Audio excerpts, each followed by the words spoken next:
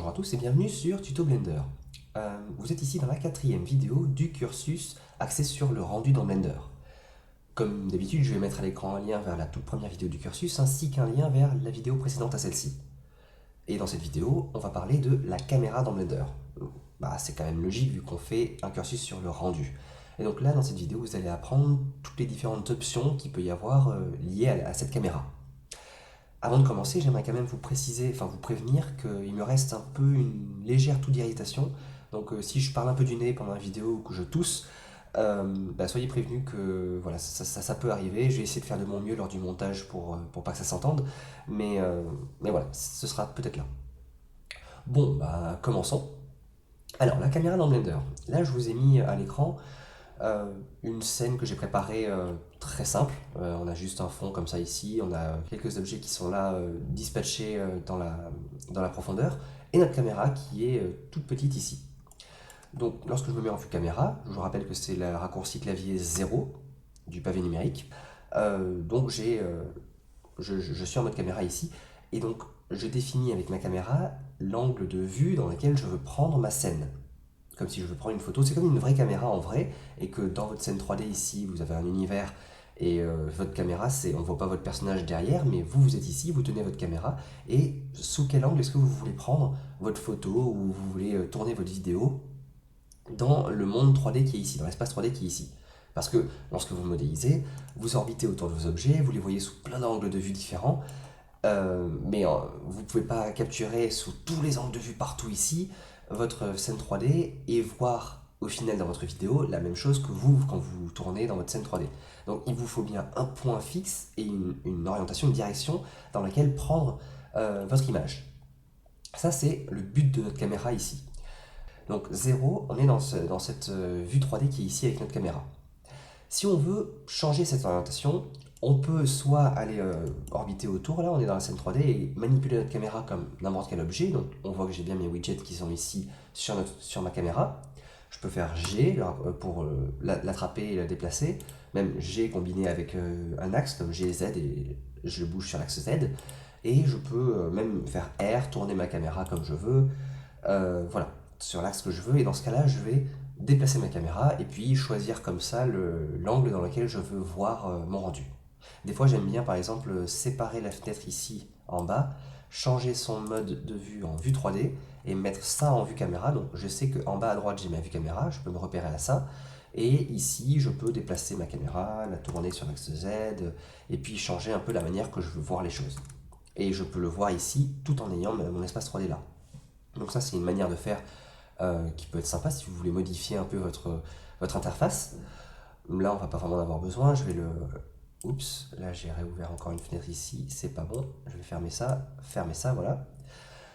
Et une autre manière de modifier, de déplacer sa caméra dans la scène, que j'aime bien utiliser moi, c'est que comme je suis très habitué à me déplacer avec la molette de ma souris pour orbiter dans ma scène, zoomer, dézoomer, panner avec Shift et clic de molette, ça c'est quelque chose qui est instinctif pour moi. Si je veux aller derrière ma Suzanne, je tourne et je suis derrière, je sais très bien comment manipuler ça. Donc je peux me mettre en vue caméra avec 0, appuyer sur N pour avoir la région des propriétés ici, là, et quelque part ici, voilà, dans View, dans le petit onglet View qui est ici, vous avez une checkbox qui s'appelle Lock Camera to View. Si vous cliquez là-dessus, pouf, tant que cette checkbox est cliquée, là je peux faire N pour désactiver ça, on voit que j'ai des pointillés rouges qui sont tout autour. Enfin, j'ai deux pointillés rouges, en fait, j'ai ceux qui font que j'ai le border, dont je vous ai parlé dans une vidéo précédente. Et si je décoche le border, là, j'ai quand même d'autres pointillés rouges. On voit que c'est un peu moins prononcé, le rouge est un peu moins prononcé quand c'est décoché, ça. Mais c'est des pointillés rouges qui sont liés au Lock Camera to View, pour dire que maintenant, si je me déplace avec la molette de ma souris, comme si je me déplaçais dans ma vue 3D, ma caméra suit mon déplacement. En fait, je peux pas sortir de ma vue caméra juste en bougeant avec ma molette de ma souris et en me redéplaçant dans l'espace 3D. Lorsque je me déplace, la caméra suivra mon déplacement. Donc si je veux changer et sortir de la vue caméra, il faut que je précise spécifiquement une vue avec les raccourcis clavier 1, 3 ou comme ça. Là j'ai fait 1 pour sortir et me mettre en vue de face. Et si je fais 0, je me remets en vue caméra. Et lorsque je me redéplace avec ma molette de souris, je me redéplace dans la vue 3D. Donc je me remets ici. Je vais faire N et je vais rechanger, je vais décocher ça parce que là, ma caméra, elle me convient très bien telle qu'elle est. Donc, Maintenant que ça c'est fait, je vous ai présenté un peu la manière de déplacer la caméra, de se positionner dans la vue 3D, on va rester tout le temps en vue caméra maintenant, et on va se concentrer sur les propriétés de cette caméra. Donc pour ça, il faut qu'elle soit sélectionnée. Là, on voit le contour orange, donc elle est sélectionnée, la caméra. Et dans le menu en haut ici, on va aller sur l'onglet caméra qui est apparu, qui n'apparaît pas lorsqu'on sélectionne notre objet, parce que c'est pas une caméra, mais dans le type d'objet caméra, on a cet petit onglet qui est ici. Donc on peut cliquer dessus. Et là, on a toutes les propriétés qui concernent notre caméra qui sont visibles ici. Donc déjà, si je reviens sur les propriétés de rendu qui sont là, on avait quelques propriétés de la caméra qui étaient ici dans les dimensions, qu'on a déjà vu dans une vidéo précédente. Mais donc on pouvait changer la résolution de notre caméra et le ratio, et tous ces différents paramètres modifient, ce sont des paramètres de la caméra indirectement. Là, on a déjà vu tout ce qui concernait ces boutons ici. On va aller dans les paramètres spécifiques à la caméra en particulier qui sont là. Donc, alors déjà, on va avoir trois types de caméras qui nous sont proposées. La caméra perspective, orthographique et panoramique. Perspective et orthographique, ça doit déjà vous rappeler quelque chose, parce que c'est ce qu'on a aussi dans la vue 3D qui est ici. Là, on voit en haut à gauche qu'on est en caméra persp. Et si je sors ici, dans la vue 3D ici, je peux voir que je suis en user persp. Mais si je clique sur le bouton 5, on voit que quelque chose change dans ma vue 3D, même si les objets sont identiques, sont les mêmes. Et en haut à gauche, on voit qu'on est en user ortho. Donc ça, c'est ortho, on ne peut pas l'avoir lorsqu'on est en vue caméra de base normalement, sauf si on change le mode ici en passant sur orthographique. La différence qu'il y a entre perspective et orthographique, peut-être que je peux vous le montrer avec un exemple dans un layer à côté, ici à part. Je vais rajouter un cube. Est-ce que le cube est ici? Le cube est peut-être en haut, plus en haut, voilà. Je rajoute un cube. Je vais le réduire, mais Shift Y, je ne veux pas le réduire sur l'axe Y, juste sur ces deux axes-là. Et ensuite, je veux plutôt l'agrandir sur l'axe Y. Voilà. Là, on a fait ça. Et je vais le déplacer un peu sur le côté ici. Et je vais faire Shift D. Et comme ça, je vais pouvoir le dupliquer et en avoir un deuxième à côté. Comme des rails, par exemple. Donc, maintenant, je vais sélectionner les deux. Je vais être encore plus les allonger. Comme ça, on va avoir un exemple bien concret. Donc là, je suis avec des rails. Et dans ma scène 3D, je suis en vue orthographique. Et donc, on a deux cubes qui sont parallèles. Je les ai juste étendus, ce sont deux lignes droites et que j'ai déplacées sur l'axe X d'un côté et de l'autre. Donc, ce sont des lignes parallèles. Et là, si je prends une capture de mon écran et que je prends une règle que je place sur mon écran, les deux traits que j'ai ici sont vraiment parallèles, affichés sur ma vue 3D. C'est vraiment des lignes parallèles, on voit que c'est parallèle. Et toutes les parallèles sont conservées. Si par contre j'appuie sur le raccourci clavier 5, ou alors que je vais dans View ici et que je change de persp à ortho, View persp à ortho, on voit que le raccourci clavier c'est 5, là je passe sur une vue de perspective. La vue de perspective, elle, se rapproche beaucoup plus de la réalité, de ce qu'on voit nous à l'œil visible de tous les jours en fait, partout autour de nous. C'est-à-dire que même si deux droites sont vraiment parallèles, genre des rails de chemin de fer par exemple, lorsque on les regarde dans notre vision, si je suis droit devant ici, j'ai pas de parallélisme entre ces deux ici. Je sais que ce sont deux droites parallèles, mais j'ai un point de fuite en fait. J'ai l'impression que à l'infini là-bas, ces deux droites vont se rejoindre, se croiser. Et si je prolongeais là en dessin mes deux droites, au bout d'un moment, elles se croiseraient en un point qu'on appelle le point de fuite. Donc ça, c'est la perspective. Donc, lorsque vous modélisez, il est important d'avoir les deux versions, la perspective et la vue orthographique. Parce que d'une part, la perspective, c'est ce que vous voudrez normalement avoir lorsque vous ferez un rendu. Si vous voulez faire du photoréalisme, vous voulez justement avoir ce style de perspective pour faire de la 3D, justement, avoir une profondeur. Mais lorsque vous êtes en train de modéliser, il peut être très intéressant d'avoir en visuel toutes vos parallèles. Savoir que cette droite est vraiment parallèle à celle-là, et que du coup j'ai telle distance et telle distance, que là-bas au fond c'est pas réduit parce que c'est plus loin, c'est toujours la même hauteur, et garder les bonnes dimensions partout. Ça, c'est quelque chose qui est aussi très important lorsqu'on modélise et ça peut vous aider. D'ailleurs, en général, quand je modélise, je suis tout le temps en orthographique. Et lorsque j'en suis arrivé à un certain stade de ma modélisation, je me mets en vue caméra, ou alors je change, je me mets en vue perspective pour voir, alors qu'est-ce que ça donne si je veux faire un rendu de ça, qu'est-ce que ça donne en perspective. Mais lorsque je fais de la modélisation, il est toujours bien d'être assez précis quand même, et de pouvoir rester en vue orthographique. Voilà, ça c'est la différence entre les deux. Je vais éviter de rester sur ce calque. Oh, j'ai mis le sol sur un deuxième calque à côté, est-ce qu'on a vraiment besoin du sol? Bah, vous comprendrez, hein, si je fais un Shift Z là, un aperçu du rendu, s'il n'y a pas le sol, ça dérange ou pas, je sais pas. Ça va plus vite pour calculer le rendu. Quoique, avec le sol, est-ce que ça va? Ça va assez vite quand même. Ok, on verra. Si ça nous dérange, on l'enlèvera, mais bon, on va garder le sol pour l'instant, pour pas vous déstabiliser. Donc, je resélectionne ma caméra, et donc on a la différence entre perspective et orthographique. Et on a panoramique qu'on va voir plus tard. Donc déjà, en fait, oui, non, on verra panoramique plus tard. Donc, dans le type de caméra perspective, on va avoir déjà un focal length qui est ici et qui va vous permettre de gérer, en gros, hein, pour schématiser un peu, la quantité d'images, la quantité de la scène que vous voulez avoir en un seul coup dans votre caméra. Donc, je me mets en vue de 0, voilà, en vue de caméra.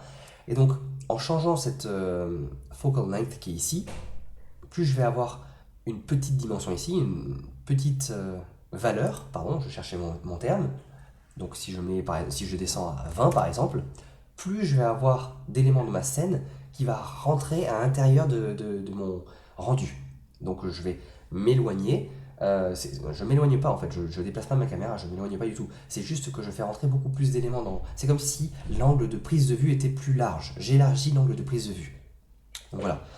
Et plus je vais avoir de la distorsion qui va pouvoir apparaître. Et je vais aussi simuler la profondeur de mon image. Donc là, on va avoir plus une impression de profondeur, l'image sera plus profonde, avec peut-être, si on descend encore plus bas, beaucoup plus de distorsion qui apparaîtront dans l'image.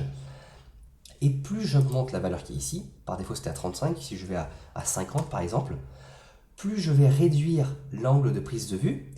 Donc, je vais avoir moins de ma scène qui sera prise dans mon rendu, et plus je vais avoir une impression d'aplatissement de mon image. Donc, moins de profondeur. J'ai l'impression que la distance entre ma sphère et mon singe ici est beaucoup plus petite que lorsque j'étais à 20 mm. Il faut vraiment noter que c'est un changement d'angle de vue de ma caméra. Si ma caméra c'est ce point qui est ici, et ben, plus j'ai un petit paramètre qui est ici, plus mon angle de vue va être large, comme ça.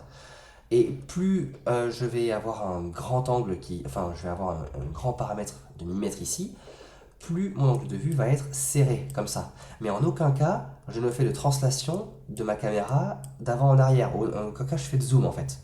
Voilà, c'est vraiment ça qu'il faut prendre en compte. Donc, je vais essayer d'effacer tout ça, ça prend un peu de temps, parce qu'il y a beaucoup de traits et c'est étalé sur beaucoup d'espace.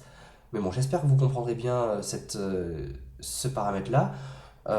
Voilà, il est souvent utilisé. Après, ça peut changer l'effet que vous voulez donner lorsque vous ferez vos rendus. Donc moi, on va rester sur 35 ici, parce que c'est le truc par défaut. Et donc en orthographique, par contre, ça, on l'a pas. Parce que du coup, en orthographique, on a tout qui est plat. Ça veut dire qu'on est forcément sur quelque chose où on garde les parallèles, où on garde nos parallèles, on n'a pas de point de fuite, donc on n'a pas de profondeur dans notre image. Et donc, on n'a plus ce focal length qu'on peut modifier. À la place, on a juste orthographic scale qui est là. Et ça, en gros, ça par contre, c'est un zoom. Ça, vous pouvez le considérer comme un zoom. Vous pourriez translater votre caméra dans votre scène 3D d'avant en arrière. Vous ferez la même chose qu'en jouant sur ce paramètre. Donc, plus on va réduire ici, plus on va se rapprocher de notre scène.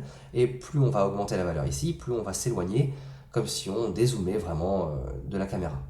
Mais voilà, ça c'est un paramètre vraiment juste de zoom et c'est le seul réel paramètre qu'on peut avoir avec la vue orthographique en fait. Voilà, donc restons en perspective. Regardons les autres paramètres qu'on a ici en dessous. En fait, non, on va essayer de passer sur le panoramique rapidement ici. Panoramique, c'est comme ça, vous pouvez l'imaginer. On va pouvoir essayer de capturer une image panoramique de notre scène ici. Or, le problème, c'est que déjà, ça ne fonctionne qu'avec le moteur de rendu Cycles Render. Donc, depuis le début, normalement, de mon cursus, vous devriez tout le temps être en Cycles Render. parce que je vous ai vraiment précisé que là-dessus. Et dans ce cursus, de toute façon, on va parler de Cycles principalement, et on verra ensuite le Blender Render qui a certaines différences, mais qui est moins utilisé. Donc, j'ai pas envie de dire qu'il est moins utilisé parce que c'est pas forcément vrai, j'en sais rien en fait. Mais bon, on passe sur du Cycles d'abord parce que c'est celui qui est le plus développé actuellement.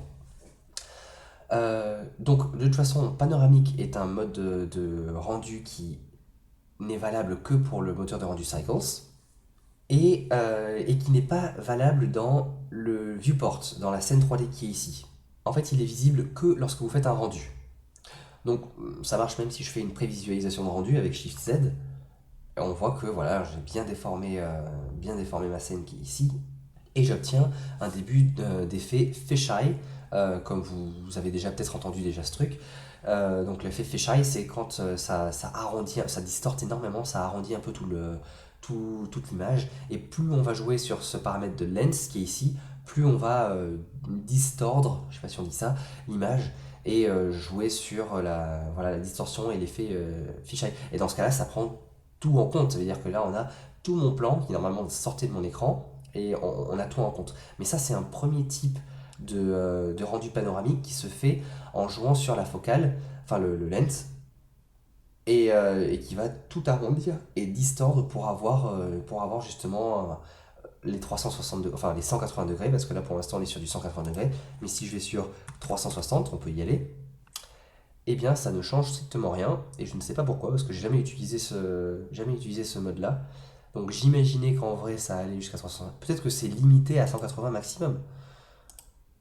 Si je vais là-dessus, non, ça précise rien du tout.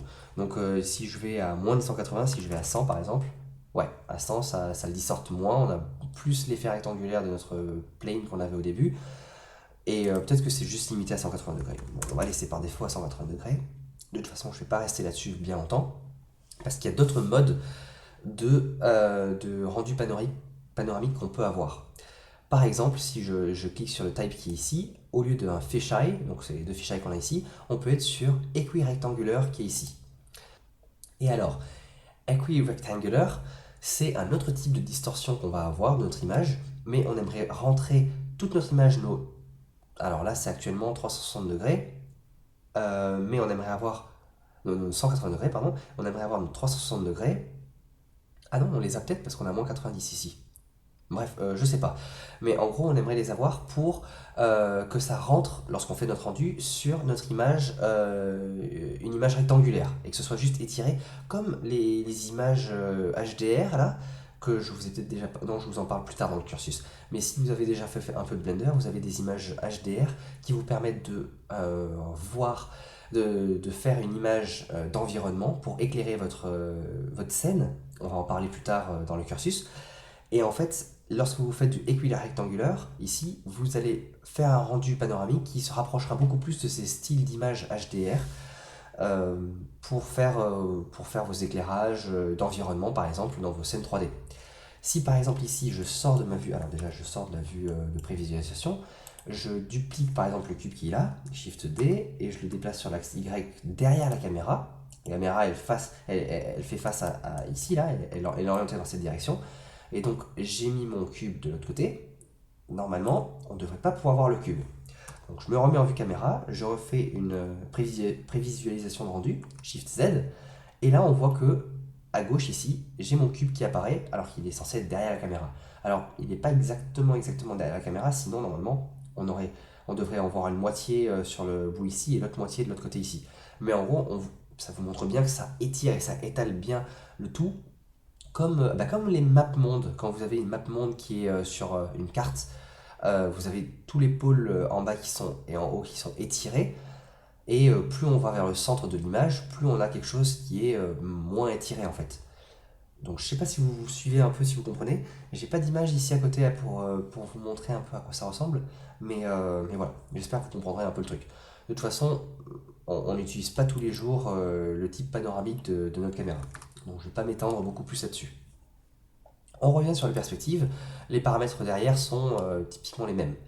On va voir le shift qui est ici. Alors non, en perspective, le shift il est uniquement pour la perspective parce que ça gère le point de fuite. Et donc si vous voulez décaler votre point de fuite lorsque vous faites le rendu. parce que vous pourriez décaler votre caméra ou faire tourner votre caméra, mais vous auriez des distorsions enfin, dans les lignes parallèles. Or là, si vous déplacez en X ou en Y, hein, ça dépend en ligne parallèle ou ligne verticale, là, si vous faites le shift qui est ici, vous gardez exactement la même parallélisme sur toutes les lignes horizontales ou verticales et vous décalez juste votre point de fuite soit en X, soit en Y.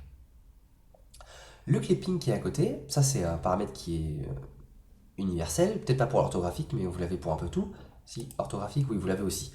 Le clipping, vous l'avez là dans la caméra pour votre rendu, et vous l'avez dans la vue 3D quand vous faites N dans les propriétés. Où est-ce que je dois avoir ça? Louis Spencer, on s'en fiche. Vous l'avez ici, le clip. Dans View, vous avez le clip, Start et End. Et là, vous avez Start et End aussi. Donc, ici, ça va concerner que votre vue 3D, et quand vous modélisez, ben voilà, votre confort lorsque vous êtes en train de modéliser. Là, ça va concerner votre rendu.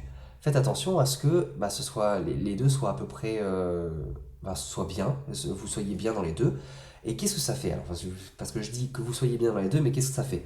Ça détermine, pour le start, ça détermine la distance à partir de laquelle votre caméra prend en compte, ou votre vue prend en compte les objets et montre les objets. Et pour le end, ça détermine la distance à partir de laquelle la caméra prend plus en compte vos objets. Et donc ils sont hors de portée, hors de champ. Donc on va faire ça avec la vue 3D, comme ça vous le verrez bien, mais c'est exactement la même chose ici dans la caméra, juste que ce sont des propriétés qui sont prioritaires lorsque vous faites votre rendu. Donc lorsqu'il fera votre rendu et qu'il calculera votre image, il ne prendra pas en compte le clipping qui est ici, il prendra en compte le clipping qui est là.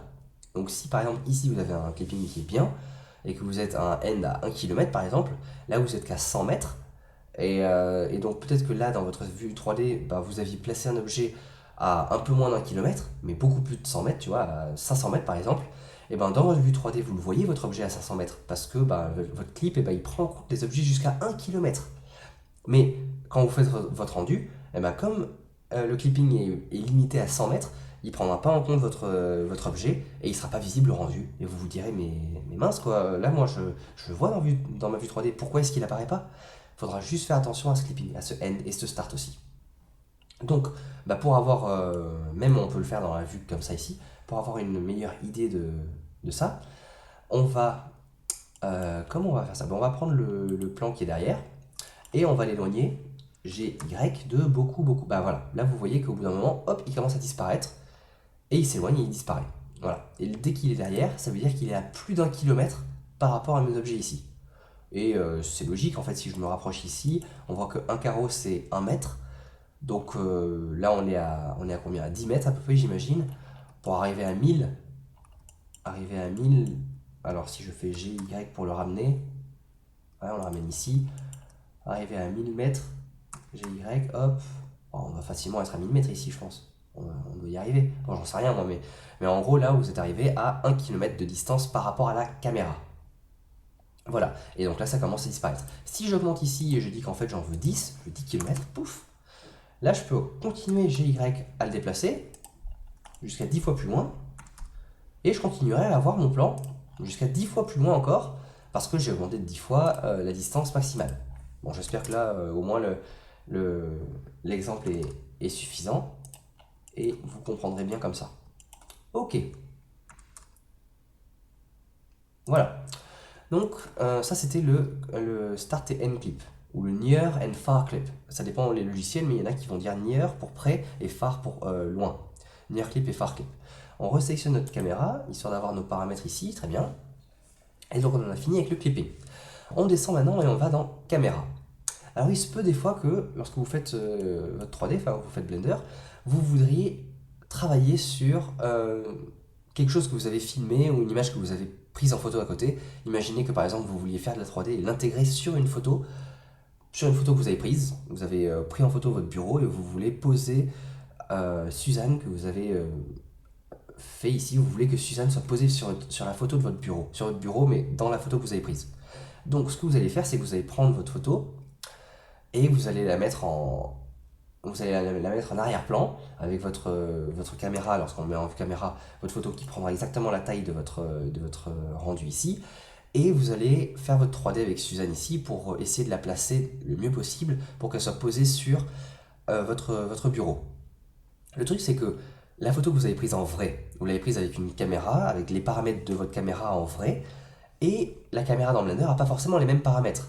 Donc, par rapport à la distorsion que je vous disais tout à l'heure, j'ai parlé plusieurs fois de distorsion avec le focal length ou avec le panoramique, bon ça c'est autre chose, mais vous allez avoir un certain type de distorsion et d'autres paramètres aussi qui vont jouer et qui ne seront pas les mêmes forcément entre la caméra Blender par défaut et votre caméra en vrai.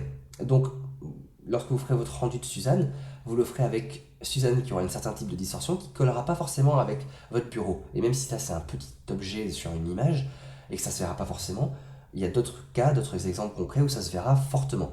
Et des fois, c'est pas juste sur une image que vous voulez faire une intégration comme ça, c'est sur une vidéo. Vous voulez essayer, en gros, vous voulez essayer de caler votre caméra 3D pour qu'elle colle exactement à la caméra réelle que vous avez utilisée en vrai. Que ce soit pour prendre une photo ou même pour filmer un petit tronçon de vidéo. Donc pour ça, dans les paramètres caméra, vous avez un menu déroulant ici avec énormément de paramètres de... Enfin énormément, oui, ça descend encore loin en bas. Et vous avez plein de différents paramètres de caméra ici dans lesquels vous pouvez choisir. Alors, ils y sont peut-être pas tous, mais en fait, vous pouvez choisir les plus connus ou les trucs. Enfin, je m'y connais pas trop en caméra, moi, mais voilà, vous avez les Blackmagic, les Canon, voilà, vous avez pas mal de différents types de caméras. Et dans ce cas-là, ça va tout faire pour vous. Vous sélectionnez votre caméra, pouf, ça y est, c'est bon, vous avez tout qui est bien et qui colle parfaitement. Vous pouvez aussi encore modifier le sensor size, c'est par rapport à la lentille de votre caméra. Et le auto, pour être franc, je ne sais pas du tout ce que c'est. Method to fit image and field view. Je ne sais pas, je vais pas m'avancer là-dessus. Mais en gros, si vous touchez à tout ça, c'est que vous êtes sûrement un peu calé en photographie et que ces paramètres vous parleront sûrement un peu, ou sinon vous trouverez sur internet facilement comment gérer tout ça. Donc ça c'est bon, c'est une chose. Caméra finie. Display. Display, ça concerne votre vue 3D. Donc en fait, Display va vous permettre d'afficher un certain nombre d'aides pour votre composition ou pour faire certains trucs en 3D, vous allez voir. Déjà les limites. Les limites se rapportent directement au Start et End que je vous ai montré un peu plus tôt, le clipping.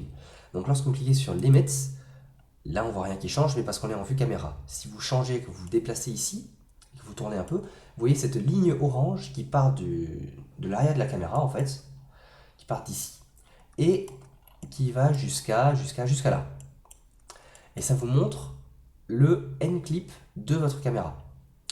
Ça vous montre le start et le end clip de votre caméra. Si j'augmente ici le end clip et qu'en fait je mets 1000 mètres, donc 1 km, hop, on va avoir ce point jaune là, et cette ligne qui va beaucoup plus s'étendre et dire que ah bah, finalement ça s'arrête ici. Et je peux voir les objets jusqu'à cet endroit là. Donc c'est un repère visuel pour vous dire jusqu'à où bah, vous pourrez voir vos objets lorsque vous ferez votre rendu par rapport à votre caméra. Voilà. En outre, il y a un dernier truc que ça fait, en plus de ces limites-là, c'est que ça vous affiche une petite croix ici jaune, sur laquelle je vais revenir un peu plus tard. Donc si vous l'avez remarqué, elle est là, je ne vous en parle pas encore, juste dans un petit moment dans la vidéo, un peu plus tard.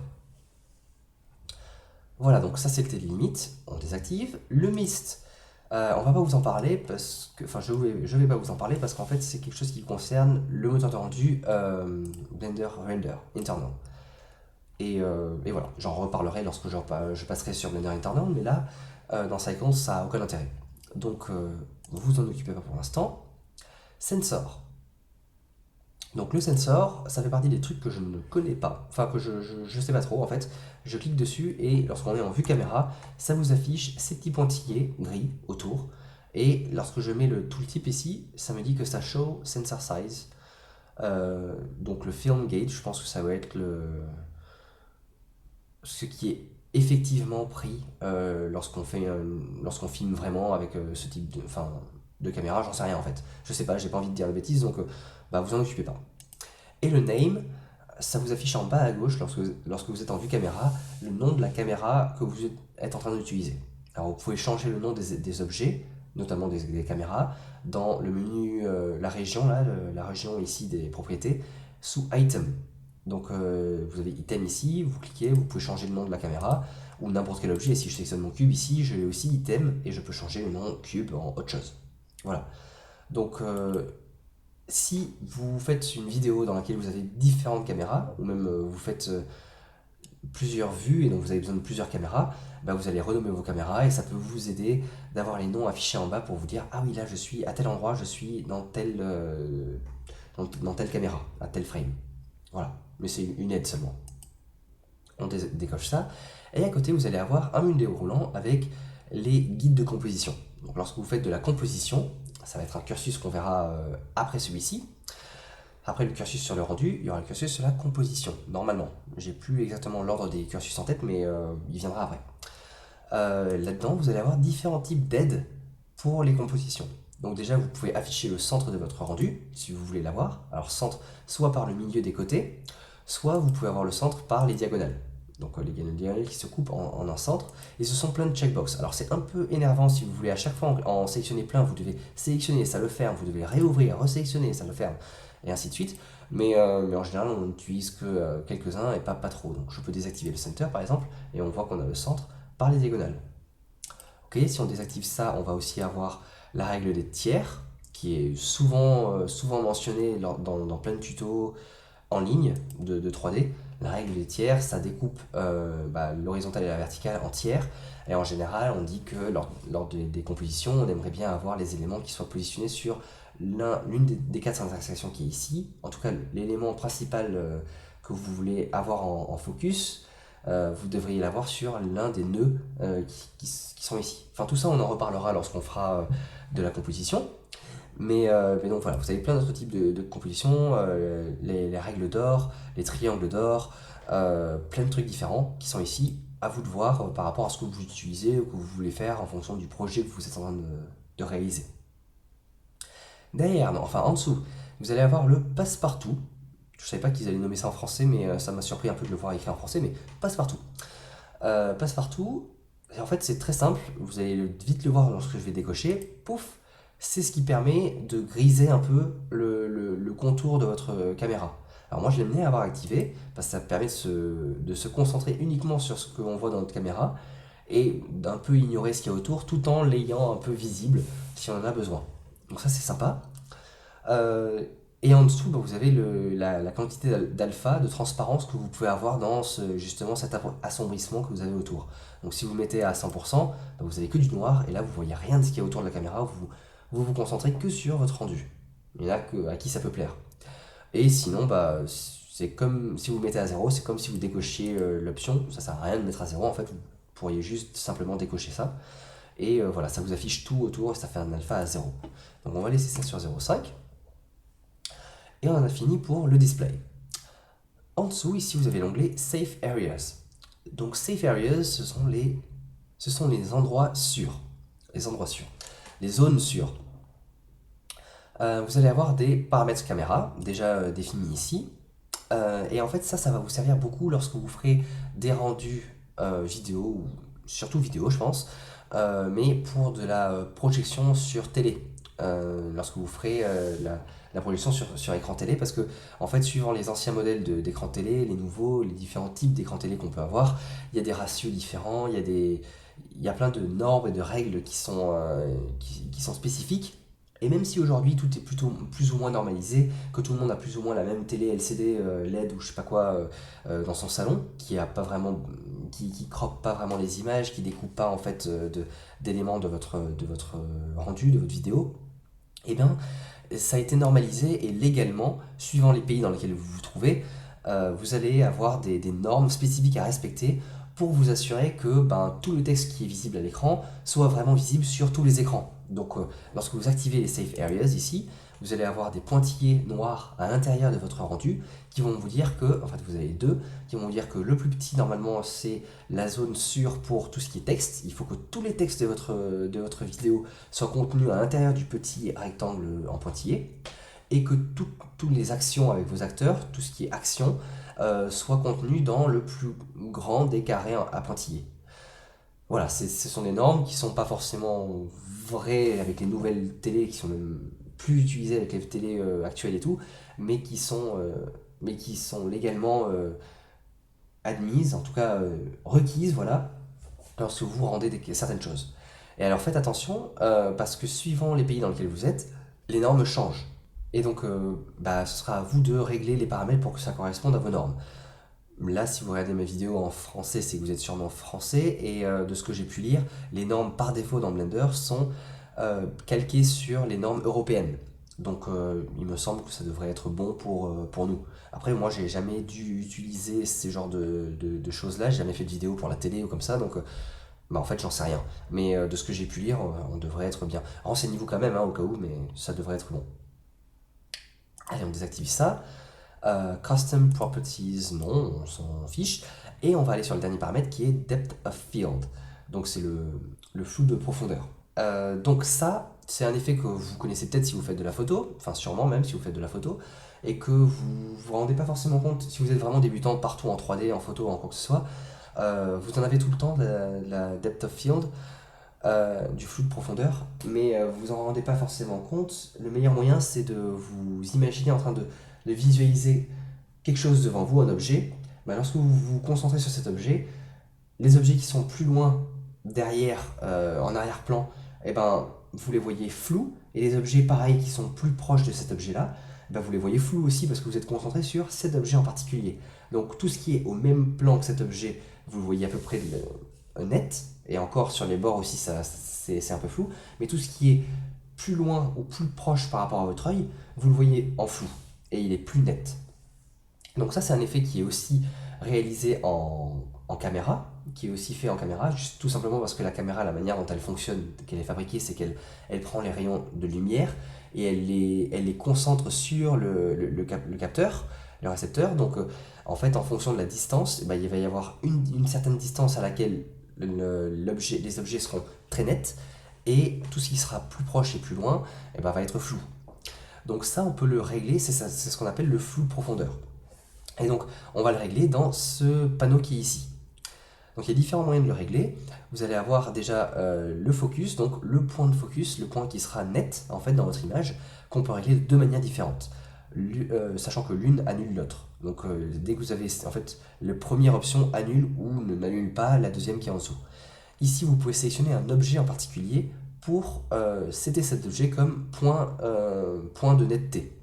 Si je clique sur la petite pipette, par exemple, je peux venir sélectionner ma Suzanne qui est ici et dire que Suzanne sera l'objet net, enfin sera le point, enfin en gros c'est pas Suzanne, c'est le centre de pivot de Suzanne, le point orange là, le centre de gravité de Suzanne. Ce point là, c'est le point qui est net par rapport, qui sera tout le temps net dans nos rendus. À chaque fois, la distance de la caméra à ce point là, à tout moment, sera nette dans nos rendus. Ça c'est le premier truc. Et donc ça désactive, on voit que c'est grisé en dessous, le distance. Si par contre je clique sur la croix ici, enfin j'aurais pu cliquer là-dedans et j'aurais pu sélectionner Suzanne dans la liste déroulante, ou même taper Suzanne pour trouver Suzanne. Bon, ça c'était une autre manière de chercher. Si on ignore ce paramètre qui est ici, on va avoir le paramètre distance qui est en dessous, et là c'est très explicite, ça veut dire que par rapport à notre caméra, on définit la distance à laquelle le point sera net. Donc si on dit que Suzanne elle est à, je sais pas moi, par rapport à la grille, elle est au moins à 5 mètres, peut-être à 10, on va dire 15, 20, entre 15 et 20 mètres. On va dire que bon, bah, on set la distance à, je sais pas, 18 mètres, pouf, et on dit que 18 mètres par rapport à la caméra, et ben, ce point-là sera net, forcément. Et alors, si vous voulez le voir, parce que là, on est sur une distance en mètres qu'on détermine à l'œil nu à peu près dans notre scène 3D, bah, si vous voulez avoir exactement un repère visuel pour vous dire, ah bah c'est à tel endroit que c'est net, et bien dans ce cas-là, vous réactivez le bouton Limit dans les displays qui est ici, et la petite croix jaune dont je vous avais parlé tout à l'heure, elle va vous permettre de déterminer à quel endroit se situe la distance que vous avez rentrée ici. Comme quoi j'avais complètement tort. En fait, il faudrait aller jusqu'à le double presque. Je pense que pour être à Suzanne, il faut être à 31. Donc voilà, j'étais presque deux fois moins long que ce que je l'imaginais. Donc voilà. Et on voit bien que lorsque je déplace, lorsque je change ce paramètre de distance, cette croix jaune va se déplacer sur le long de l'axe par rapport à la caméra pour vous dire, bon ce point-là sera tout le temps net par rapport au reste. Et ce sera fixe. Ok, donc ça c'était le deuxième truc des limites. Est-ce que vous vous rappelez ce que ça faisait d'autres limites? Ça déterminait le start et end clip. Voilà. Ça c'est le trait jaune qui s'arrête au end clip, au bout là c'est le end clip, et qui commence au start clip. La croix jaune qui est dessus, ce sont les limites pour le flou de profondeur. Donc ça on va le remettre à 0. Et Et voilà, déjà là on a bien défini tout le truc. Ensuite, en dessous vous allez avoir Viewport et High Quality. Donc Viewport ça veut dire que ça s'applique que à la vue 3D qui est ici. Donc ce qui est en dessous s'applique que à la vue 3D qui est ici. Et si on clique sur High Quality, c'est qu'on l'active entre guillemets, enfin on fait que ce soit bien, bonne qualité. En fait, je sais pas pourquoi ils ont mis ça en option, qu'on peut l'activer ou le désactiver. Mais bon, ce sera de la meilleure qualité, donc autant l'activer. Et donc ça va activer le flou de profondeur dans notre vue 3D lorsqu'on est en vue caméra. Et là, on voit rien. Et c'est pas parce qu'on est à 0, parce que la distance à 0, ça signifierait que tout devrait être flou en fait, parce que ce qui devrait être net, c'est seulement ce qui est exactement à l'endroit de la caméra. Donc tout ça, ça devrait être flou. Donc c'est pas vraiment le fait qu'on soit à 0 qui fait qu'on ne voit pas ce flou de mouvement à l'intérieur, c'est juste qu'il n'est pas encore activé dans notre scène. Donc on l'a ici bien sûr, mais il faudrait que dans notre panneau, notre région des propriétés ici, on vienne dans Shading et qu'on vienne cliquer sur Depth of Field ici pour l'activer. Une fois qu'on l'active, on voit que effectivement tout devient à peu près flou derrière, dans notre vue. Et si on veut avoir quelque chose de net, on va pouvoir sélectionner notre pipette et revenir cliquer sur notre Suzanne pour dire que bon bah Suzanne, elle est nette. Ici au moins c'est net. Et bien en fait tout est net. C'est-à-dire que derrière c'est net, devant c'est net, tout est net. Et c'est pas ce que je vous ai dit jusqu'à présent. Je vous ai dit que ça serait net, mais ce qui est devant et ce qui est derrière devrait être flou.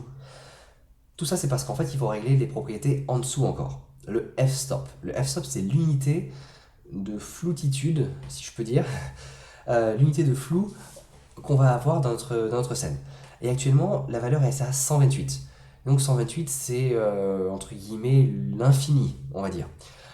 C'est pas l'infini, mais c'est très très très très grand. Donc en fait, comme c'est très grand, ça considère que la distance, la zone ici, de loin après, la distance loin après, pendant laquelle on est sur quelque chose de flou, est très très grande. Elle est d'unité 128 f-stop. Donc c'est hyper grand. Ça veut dire qu'en fait, moi, je devrais désactiver le Louis Pencil, enfin non, juste le killet. Pas en rajouter un, mais le killet, voilà. Hop. Donc ça détermine qu'en fait, normalement, avec le flou de profondeur, on a, comme je vous ai dit, la lumière qui vient dans notre caméra qui normalement est refocalisée et concentrée sur notre capteur. Et donc en fonction du capteur, en fonction de la taille du capteur et tout ça, on va avoir un flou qui sera, une zone de netteté qui sera plus ou moins grande en fait, plus ou moins profonde. On va peut-être avoir juste ça de net et tout ce qui sera avant ça sera flou et après ça flou. Mais lorsqu'on met le f-stop, le f-stop, c'est l'unité qui permet de définir cette distance de netteté. Donc lorsqu'on met un f-stop à 128, c'est comme si on avait une distance super grande et tout ça, tout ce qui est dans cette distance-là est net. Donc forcément là, lorsqu'on est dans une vue de caméra, on a tout qui est net. Parce que tout est compris dans la zone de netteté. Si par contre on réduit cette valeur et qu'on met quelque chose comme, je sais pas moi, 5,6, pouf, excusez-moi, est-ce que j'ai activé le depth of field? Eh bien on ne voit rien. Et je comprends pas pourquoi. Si je me mets à 1, eh bien je ne vois rien aussi. C'est l'effet démo. C'est-à-dire que lorsqu'on essaie de le montrer en vrai, en vrai, eh ben, ça ne fonctionne pas.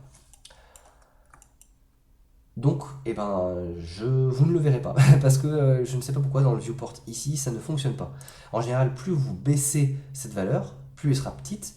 Et plus vous aurez du flou de mouvement, enfin pas du flou de mouvement, du flou de profondeur avant et après la zone de netteté que vous avez définie ici. Mais là, pour une raison que j'ignore complètement, sur le moment, ça ne marche pas.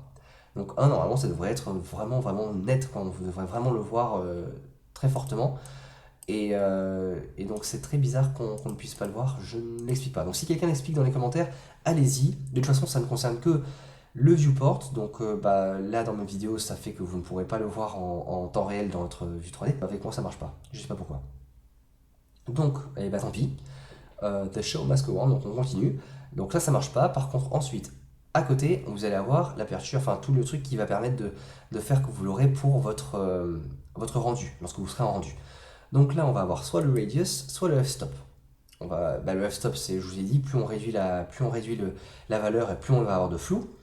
Et le radius, c'est la taille par rapport à la distance par rapport à la caméra. Donc là, on va dire que, enfin non, pas la distance par rapport à la caméra, mais on va dire que là, c'est Enfin, plus on augmente cette valeur, plus on va avoir notre flou. Et là, par contre, il faut se mettre en Shift Z, pardon, en vue de rendu, comme ça, pour là voir. Alors là, j'espère que vous arrivez à le voir. Peut-être que ça prend un peu trop de temps à se calculer. Shift Z, on va enlever le sol, on va mettre juste les éléments. Shift Z, et là, ça se fait beaucoup plus rapidement. Voilà. Donc, plus on va augmenter cette valeur size ici, et plus on va avoir du flou qui va se faire sur nos objets, avant et après Suzanne. Parce qu'on a défini Suzanne ici comme le point de focus. Et si on réduit un peu cette valeur et on la met en toute petite, genre 1. Bon, 1, on a tout qui est pris, on n'a pas du tout de flou. Et plus on augmente, plus on va avoir voilà, le cube qui est flou, le cône qui est un peu, mais la sphère pas du tout. Parce qu'en fait, la distance, la zone de netteté va être encore assez grande.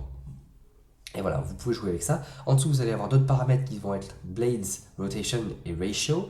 C'est-à-dire que là, je vais augmenter un maximum ce truc pour que ce soit très très très très très, très flou. Et ensuite, on va dire que Blades, ça va définir votre effet de bokeh. Alors, l'effet de bokeh, si vous faites de la caméra, de la photo, vous devrez connaître. Si vous n'en faites pas, que vous êtes vraiment un débutant, c'est l'effet flou comme ça où on voit tous les éléments, même là, le cône, il commence à être un peu rond. Derrière, vous allez avoir tout qui se floute. Et dans des films, en général, en arrière, ou même des images un peu cliché Noël, un peu cliché fête Noël et tout ça, vous allez avoir tout qui a été bien flouté derrière. Et parfois, vous allez avoir, en fonction du capteur qui a pris la photo, ou oui, la photo en général, en fonction du nombre de lames que va avoir ce capteur-là, vous allez gérer en fait, alors à partir de 3, ça commence à partir de 3 normalement. Voilà, là si je mets à 3 le nombre de lames, vous allez avoir un effet flou mais avec un triangle. Et pareil, ici, on commence à avoir l'effet un peu triangle, on peut essayer de le voir. Bon, le cube, ça le fait pas trop, mais quoique, on a quand même ça, ça et ça, là. Pourquoi on voit pas mes traits? Parce que je suis en... Ah oui, d'accord, on les voit seulement ici. Donc, ouais, on commençait un peu à voir les traits du flou. Et en fait, plus vous allez augmenter les blades, les lames ici, et plus vous allez avoir quelque chose de rond. Et là, vous allez avoir quelque chose de super rond. Et si vous voulez avoir un rond parfait, vous laissez à 0, et là, c'est comme l'infini, et ça fait quelque chose de bien, bien net. La rotation, eh ben, on va se remettre sur 3 blades, comme ça vous allez bien le voir. Ici, surtout avec le cône là-bas au fond. Si je joue sur la rotation, hop, on va pouvoir normalement tourner le tout. Peut-être que 5, oui, voilà. J'arrive un peu à tourner le triangle. Hop, on a un triangle dans différents angles. Et enfin, le ratio qui est en dessous, il est à 1 par défaut, donc ça veut dire que tout est bien nickel. Si vous augmentez ou que vous diminuez la valeur qui est ici, vous allez avoir un bokeh, mais un bokeh, je ne sais plus comment on appelle ça, un bokeh anamorphique, il me semble. Donc un bokeh anamorphique, ça veut dire que si vous allez réduire la valeur, si je vais faire quelque chose d'un peu extrême, je vais faire à 0.2, hop, vous allez avoir, vous allez étendre en fait les bokeh mais en horizontal. Et si par contre j'étais à 1, je vais aller à 1.8 pour faire l'inverse, là vous allez l'étendre mais verticalement. Et donc c'est un effet que vous voyez certaines fois dans des films, dans des images, des cartes de vœux, de je sais pas quoi. Vous allez avoir ça, donc si vous voulez le faire, c'est là que ça se passe. Voilà, et 1 c'est le défaut avec aucune distorsion. Ok, ce fut un peu brouillon, je sais pas, oui, vous me direz ça dans les commentaires, mais je pense avoir bien fait le tour des paramètres importants. J'espère que vous les avez compris et que ça va vous permettre de jouer un peu avec tout ça pour améliorer vos rendus. Voilà, c'était une vidéo sur la caméra. C'est important de savoir, de connaître un peu certains trucs. Le clipping, il est important, c'est tout bête, hein, mais que lorsque vous tombez sur une erreur comme je voulais, enfin sur un problème, comme je vous l'ai expliqué lorsque je vous ai parlé du clipping, c'est ballot parce que c'est juste une valeur à changer ici pour augmenter et vous comprenez pas pourquoi vous n'avez pas votre objet dans votre rendu. Donc bon voilà, c'est deux trois petits trucs qui sont sympas à savoir, à connaître. J'espère que vous avez apprécié et puis du coup je vous dis à la prochaine. Salut!